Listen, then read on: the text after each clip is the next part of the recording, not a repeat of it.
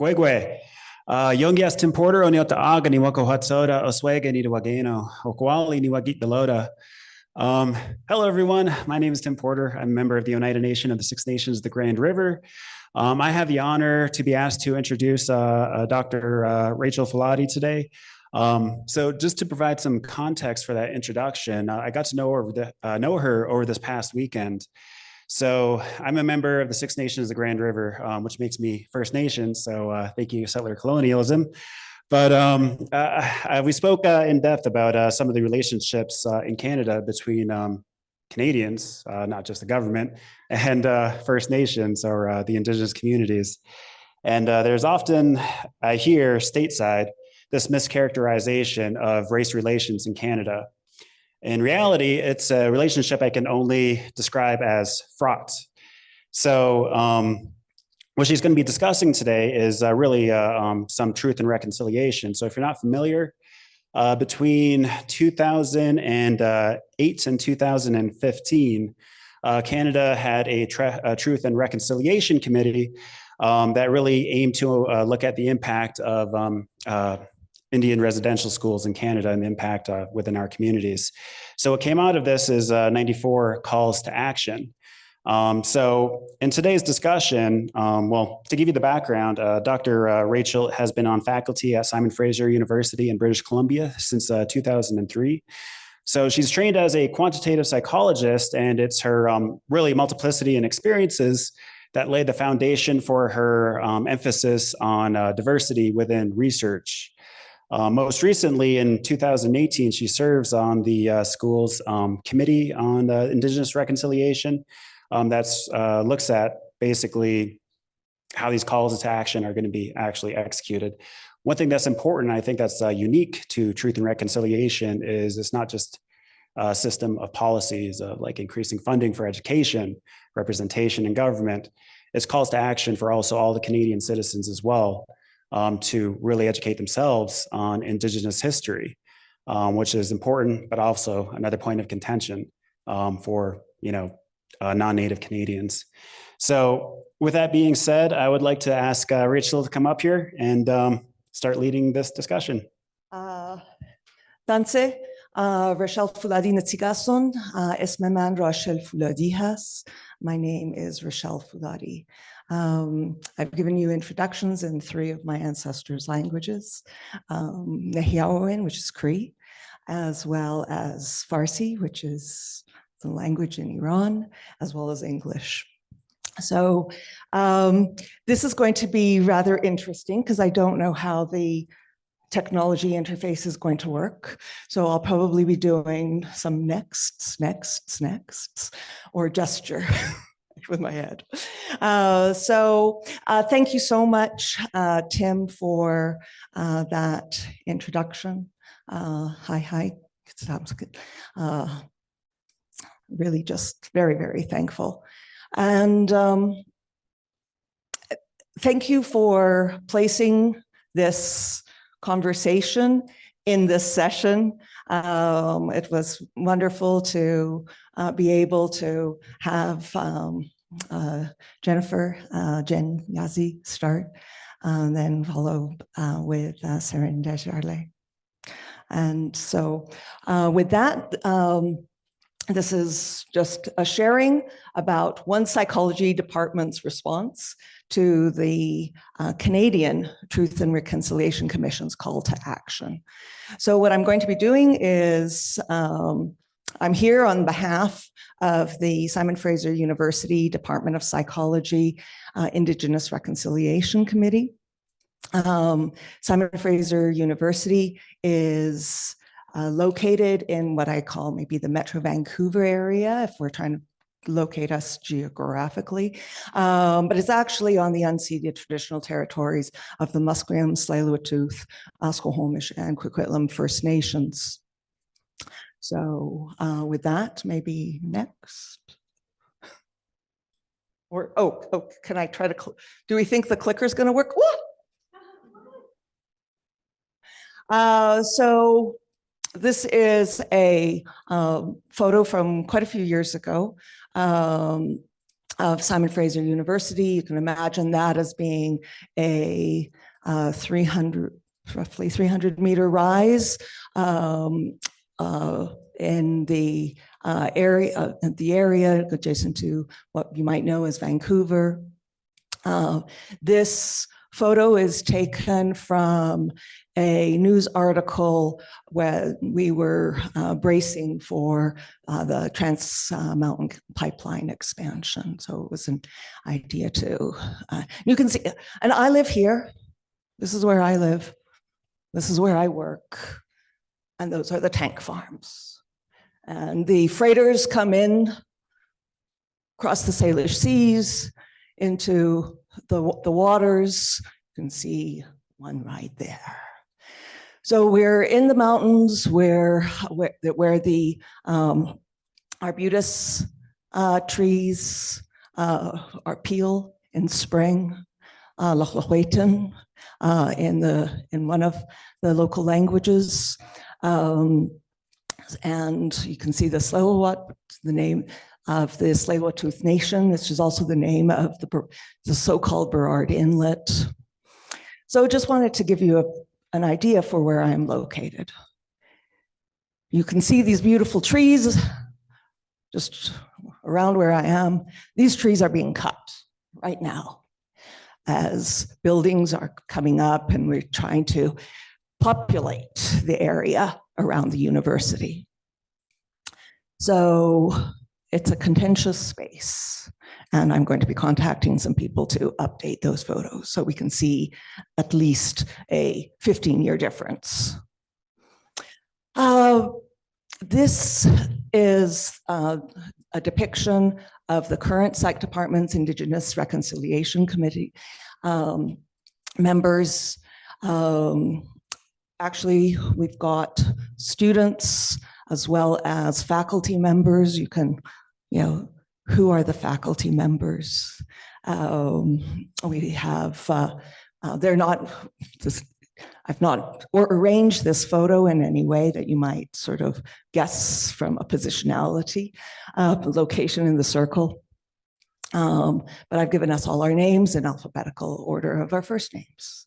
So we have Hannah, Mackenzie, Michael, Natasha, myself, Rochelle. Mom was on a French kick when I got named, so get spelt Rachel, but you get to know it as Rochelle.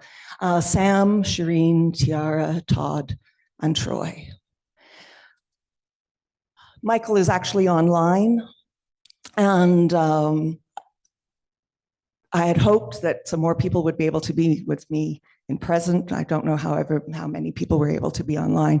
And I also want to thank Denise Newman from Section 6 of Division 35 for suggesting that I try to arrange a conversation around the work that I've been fortunate to be involved with in my department, along with these people.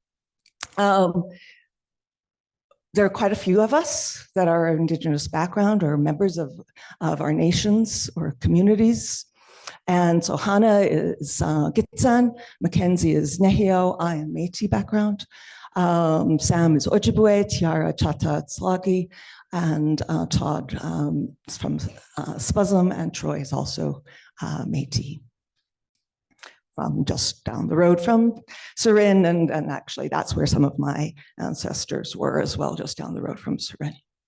And my family took scrip in the so-called Alberta area, Calgary and Edmonton, Saddle Lake.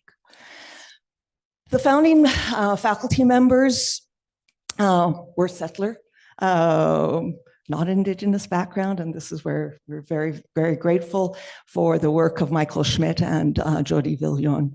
And she passed away 2 years ago. So this is also a tribute to her and the work that has been done collectively. So why this session? So the goals of this session were to provide some information about the context of the Canadian Truth and Reconciliation Commission and the work towards decolonization and indigenization of post-secondary institutions in BC, British Columbia, so-called, the formation and work of our department's Indigenous Reconciliation Committee, and the roles and experiences of Indigenous and non-Indigenous members and students on the IRCs, the perceptions of impact of the IRC membership of our work to date, and to provide an opportunity, and I hope my time management skills will allow that. I won't talk too long because I really want us to be able to have a conversation, but you also need to know some of our work if you're not familiar with it and with the context. So as the session will be organized in a couple of parts, and we'll start off with the context of the Canadian Truth and Reconciliation committees and some work on decolonization and indigenization that was taking place in the province of British Columbia. So as Tim mentioned, there was this Canadian Truth and Reconciliation Commission in 2006. So we want to sort of step back in time, a little bit further back, because time matters, context matters. There was an Indian Residential Schools Agreement, and that called for the creation and the establishment of this Canadian Truth and Reconciliation Commission. In 2008, the TRC, short for Truth and Reconciliation Commission, you'll hear that a lot. Sometimes we might think it's committee, but it's commission, and so it goes back and forth. But anyways, it was actually established, and it was a multi-year process of cross Canada, so-called Canada, community visits and interviews for truth-telling about the Indian residential schools. Known south of that line that was drawn as boarding schools. So down here, you call them boarding schools more often. Up there, we call them residential schools.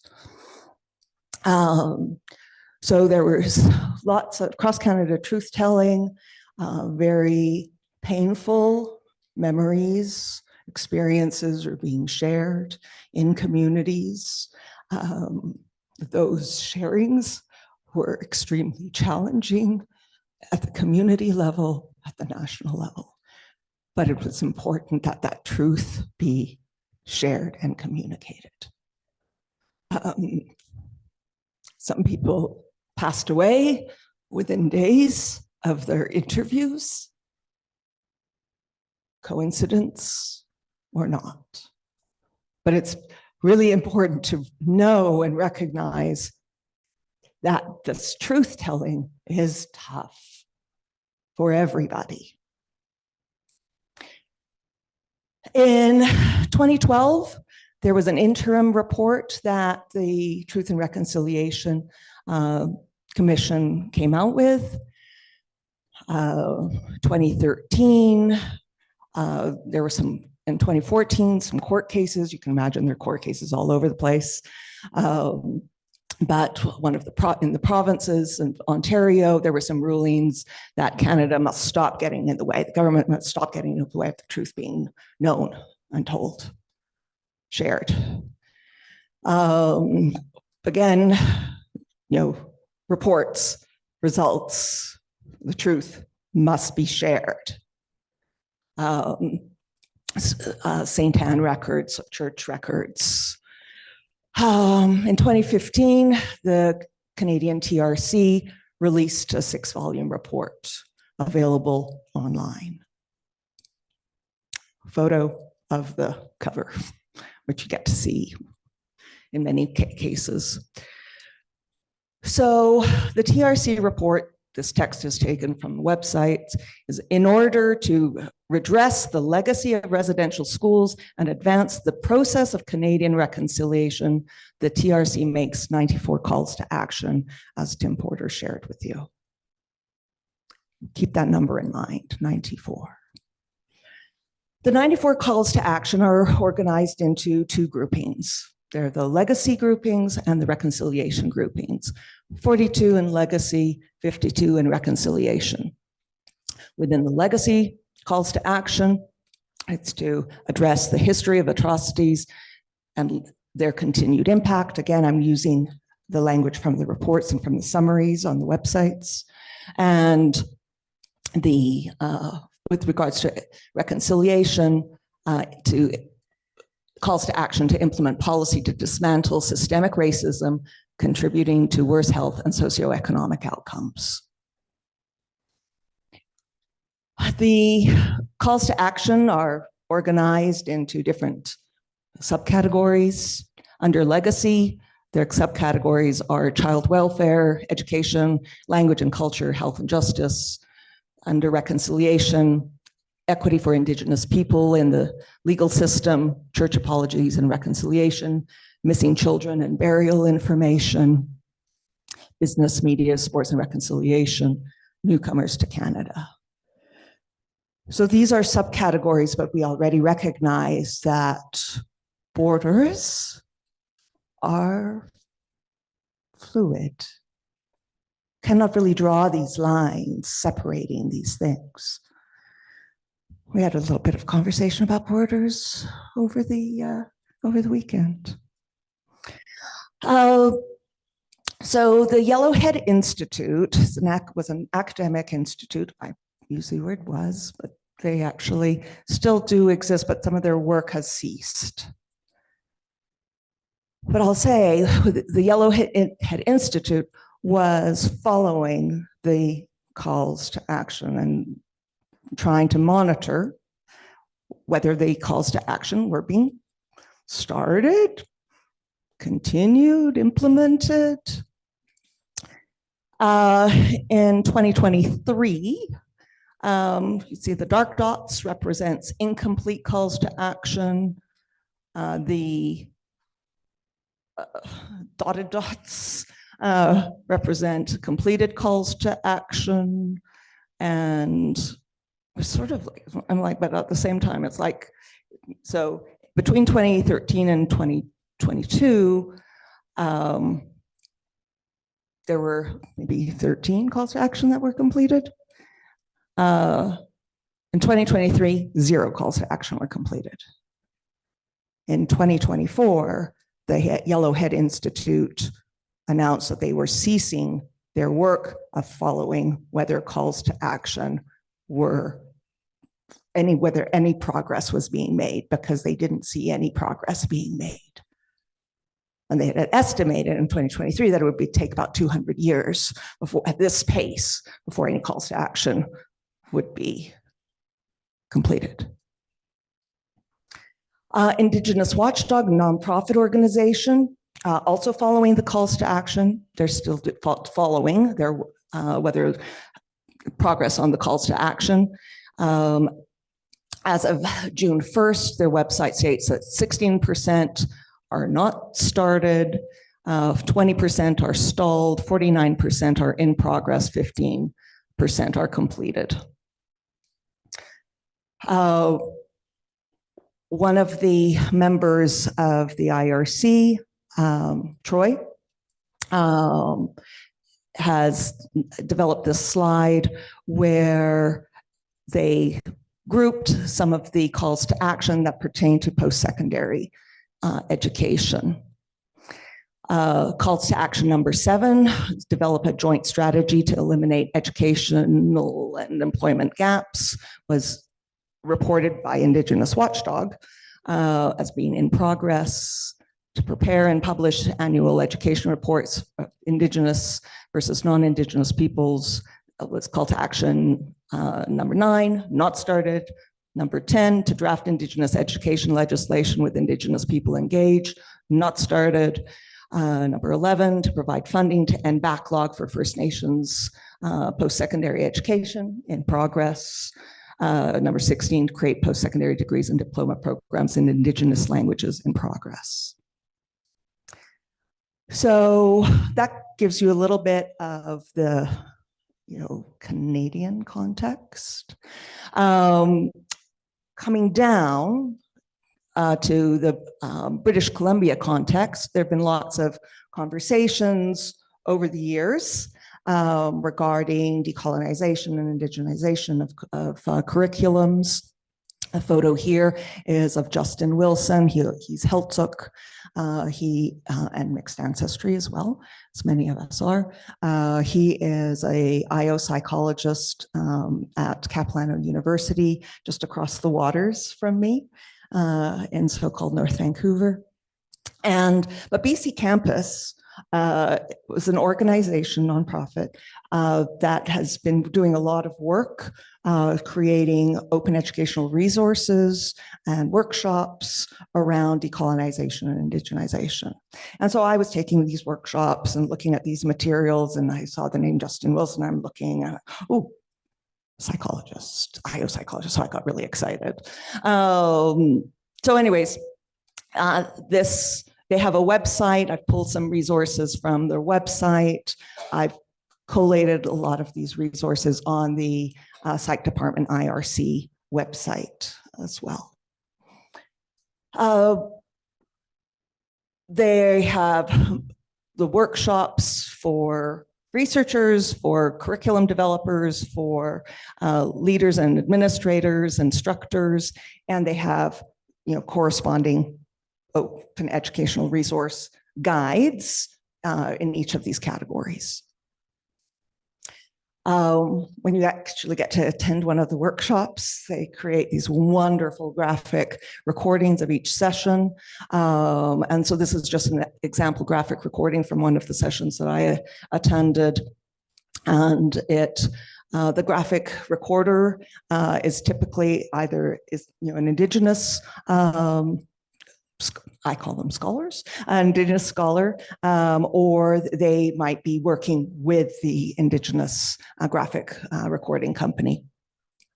So this graphic recording is created by Michelle Buchholz, and you can see there's the emphasis on resurgence, reconciliation, decolonization, indigenization, naturalize, integrating, reciprocity, all of those core values, concepts that we are familiar with.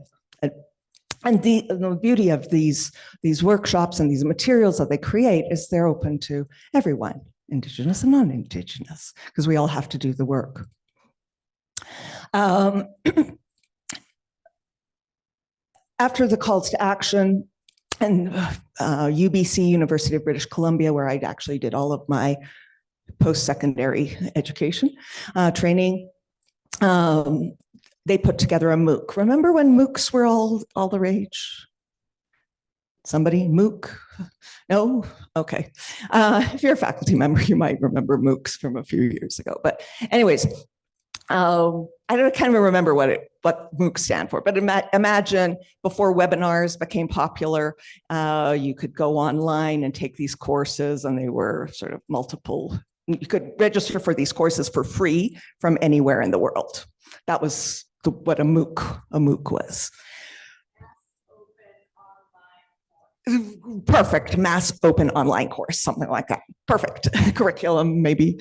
Anyways, UBC, thank you, Dr. Teehee, fellow academic. So UBC put together a reconciliation through Indigenous education, who you have here as Dr. Jan Hare, Indigenous faculty member, Faculty of Education Dean Pro Tem at UBC. And here's a little bit of a quote. So things are changing at the BC level. Institutions are putting together these different programs. And so at Simon Fraser University, yes, where did that name come from? Simon Fraser University. Simon Fraser, explorer / fur trader with the Northwest Company. Over the years, the university had many discussions regarding the name and the logo. The logo was one of those coats of arms, I guess you call them. But anyways, Simon Fraser, you can imagine, was a contentious person in our region, right? So you can imagine one of the members of the local nations coming to the university with this name, very offensive. So there's been discussions around changing the university name. Well, at least we got rid of the logo. And we've actually gotten rid of some art on campus as well. That was also equally problematic. There is an Indigenous naming committee, and they conducted a survey, and some work is being done to change names within the university context, maybe departments or spaces. I think they're going to work on that first before going for the full name change onto the university. We have an Office of Aboriginal Peoples that was formed in 2009. As Tim said, I started at SFU in 2003, so I was very thankful when the office was created, and they've got a space on the main hallway. They've got some wonderful local art and representation of the different peoples. But again, this university is located in a place, in a space where pipelines are being expanded, tanker traffic is being increased, the local nations are protesting this, and there's a lot of activism around that. So all of this is happening in and around us, and we pay attention. This is a really long chronological listing of things that were taking place at the university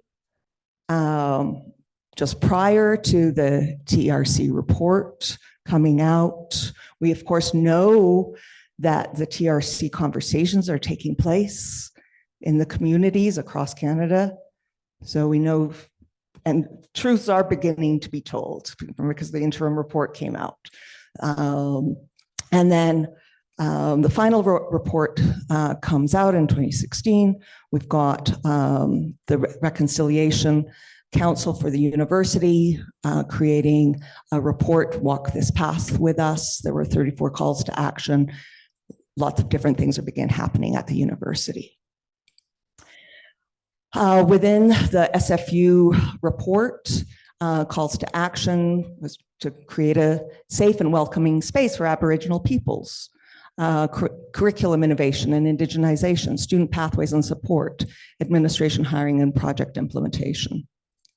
So we have the Indigenous Languages Program, which you can see has many different languages being represented. And then, which we're very excited about, a lot of those language courses are actually taking place in community, which is pretty amazing. Those of us who are located on the main campus actually wish some of it was happening on the main campus too, because we can't actually get out to community. All this is happening, and there's lots of conversations occurring in the department. Different events that are taking place.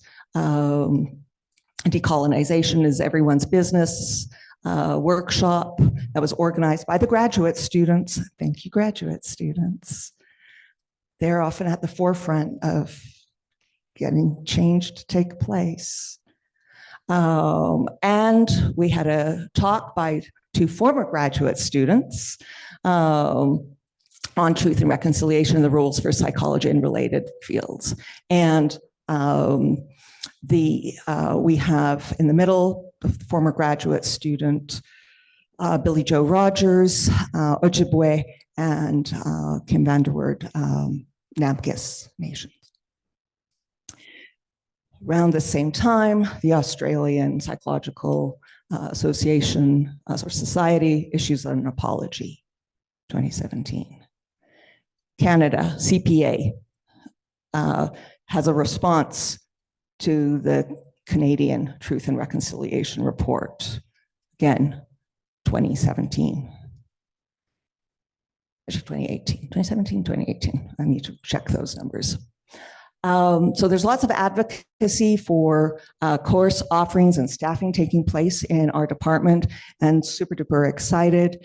In 2018, a Métis graduate student, Nicole Muir, the department contracts with her to offer a course on Indigenous peoples in psychology. Extremely excited about that. She offered it for a few years before taking a faculty position at York University in the Toronto area. And we were able to get funding again recently for Troy Boucher to offer that course again. And he's offering it right now, actually.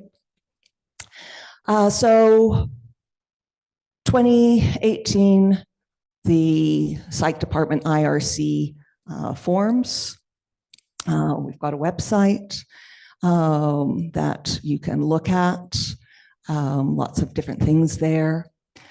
And within the department, we've had workshops, small group conversations of Indigenous students with Indigenous scholars, many different online events. Some of you have received emails about Zoominars, I call them, as opposed to webinars. If you're on the SIP website. We do work with different groups on campus as well.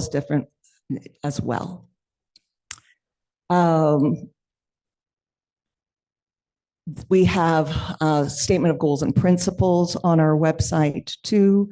One of our first ones is to publicly acknowledge the unceded Coast Salish territories where we work.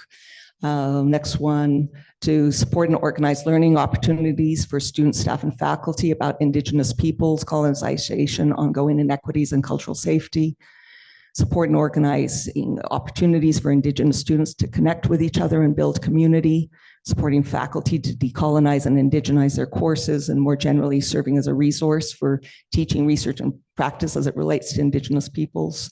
Support Indigenous members of our department, and create opportunities for emerging leaders, and just promote initiatives to recruit more Indigenous scholars as permanent faculty and guests. We've not made progress on that last one very well. I'm really, really looking forward to the day where there will be other permanent faculty members who are Indigenous. So in the formation of the IRC, Michael Schmidt and Jody Villon had many conversations with Indigenous students and colleagues across SFU. So the words of the committee members are here for me so that they can be shared. Michael wrote, when we first started the IRC, much of the first year was spent meeting people and building relationships. We reached out to and met with multiple Indigenous colleagues at the university while being respectful of the demands such meetings place on Indigenous scholars. These meetings did not have an agenda beyond getting to know one another and looking for opportunities for reciprocal support. We built relationships with colleagues in the Office of Aboriginal Peoples who continue to offer guidance and support.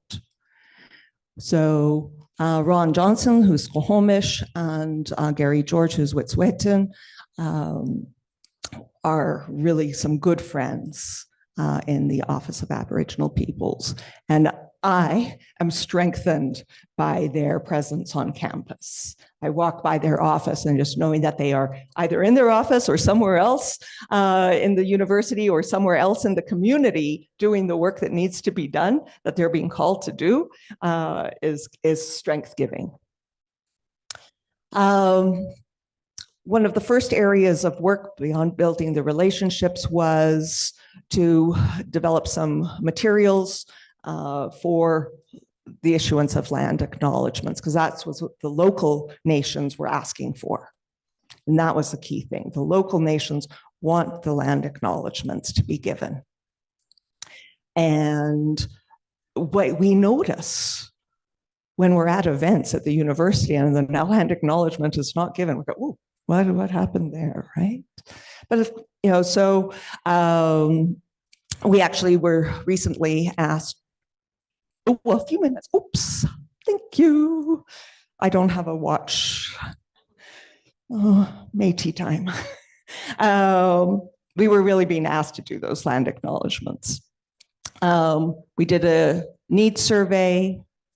We're a point of contact for student concerns, department faculty queries, department leadership queries, and outside department queries. So I think there again is that people knowing that we're there is helpful, right? And that's what a critical thing for you to know is that we have an Indigenous Reconciliation Committee that was formed in 2018. Around those conversations that we were having in the department, some of us were also thinking, you know what, we also need an EDI committee. We actually only just, or something of an ombudsperson, we actually just initiated, guess who's lead on that one, a JEDI work group last year in the department, keeping them separate. Indigenous reconciliation, important critical work, not just EDI. Faculty members have asked us to come for help. David Cox wanted to write a chapter, update his chapter, a chapter in his book, Psychology of Health and Healthcare, Canadian Perspective. He went to Michael, said, oh, I want to write this chapter. What should I do? And Michael said, don't write it. So David did the work. He went and found an Indigenous scholar, Monique Auger, to write the chapter. We fund training, having different workshops for grad students and faculty members, advocate for funding from the department, make use of funding from the Faculty of Arts and Social Sciences for this work. We have encouraged and facilitate connection opportunities of the IRC members with everybody, with each other. And really importantly, we celebrate Indigenous scholarship and opportunities for the Indigenous students to connect with those Indigenous scholars, which we do not have in our department. So many of you on the SIP listserv will have seen some calls, some like the Zoominars. So Cornelia Wyman, Amy Bombay, Adam Murray, Mark Champley, Margaret Kovach, Julie Sasakamus, Kyle Mays, Carly Fellner are all some of the scholars who have given talks and with whom Indigenous students have small group conversations afterwards. Again, building connection, community. Dr. Wyman is interim director for the First Nations Health Authority in British Columbia. She was actually recommended to us by one of the Indigenous undergraduate students who said, hey, we've got the first Indigenous woman psychiatrist in so-called Canada locally, and why don't we get her to give us a talk? And so we did. Dr. Kyle Mays, Afro-Indigenous scholar in the LA area most recently.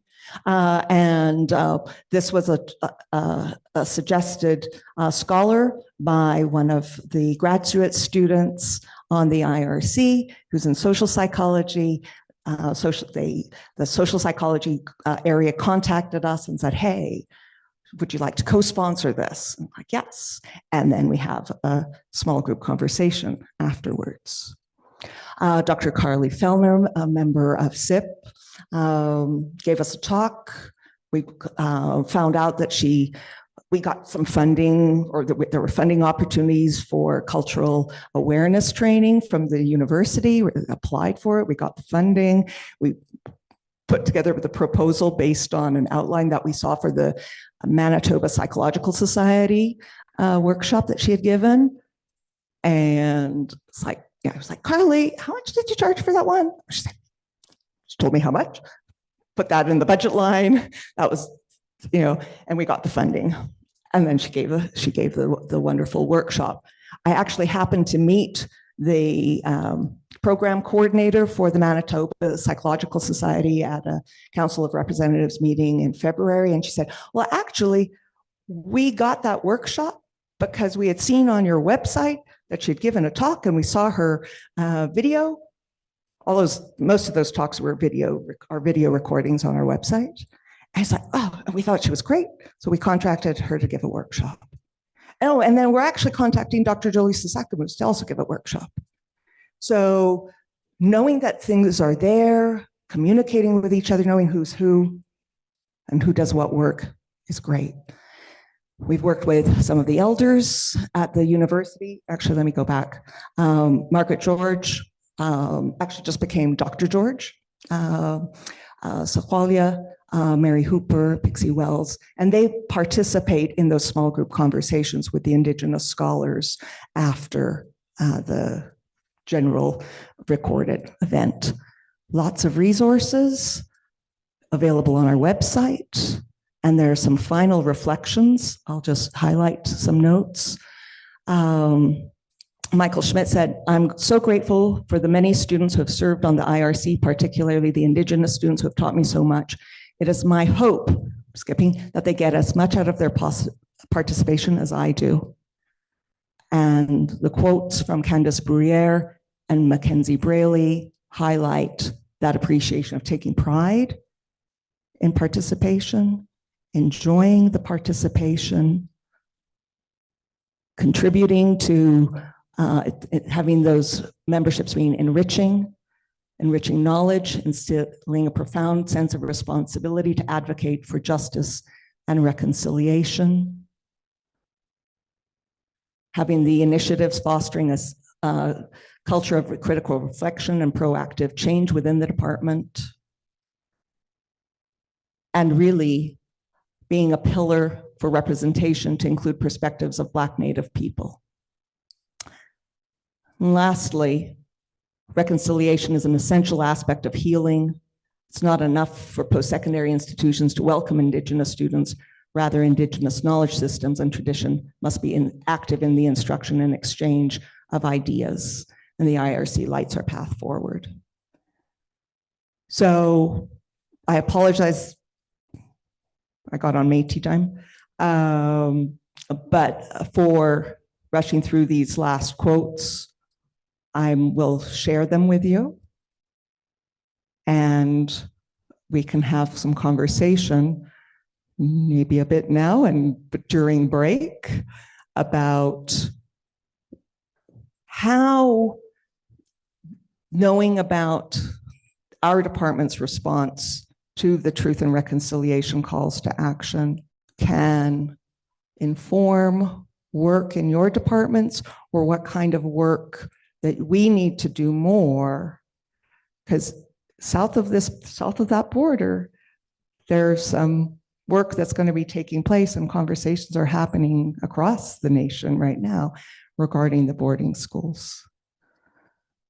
And I know, Melissa, you want me to stop. So hi, Exe.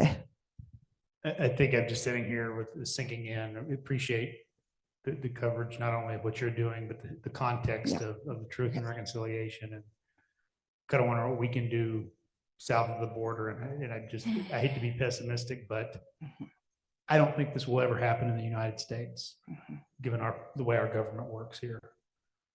In terms of the federal government, I mean, we may have a friendly administration issue some sort of report and guidance, and there's no teeth to it.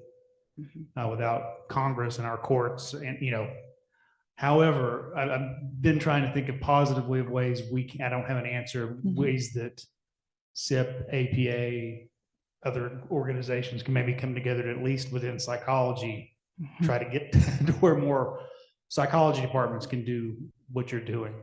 So anyway, that's just the comment I have, is I don't think for us getting the United States Bureau of Indian Affairs or government to do this, but there may be a way that we as psychologists can do this, at least for the people we serve, and for our students, and for our institutions. Although that even right now we face an uphill battle just trying to preserve any kind of DEI, but maybe we can weather that storm. And I agree. I mean, there were these calls to action, but it was like people in the department, or at least some of us, knew that something had to change. We had to do something. And it was that ground level work. And then it's like that things can be done, but we need allies. And hopefully nobody is going to come down and have a court case against us that says, hey, you actually use the word reconciliation. You're not allowed to use the word reconciliation. But yeah, I think with the apology statement that APA issued, that in departments, we can talk to each other, we can do work together, and hopefully we won't be in violation of any. I think our Standing Rock recent experience there is probably most accurate current definition of government to Indian government relationship right now. Though I will give the tribes credit in South Dakota, they've now banned Governor Noel from all of the relations. It's in process. No, thank you so much, Dan, for the comment that Standing Rock is our best case in point right now model. Yeah, I think there's also tremendous hope that is offered locally.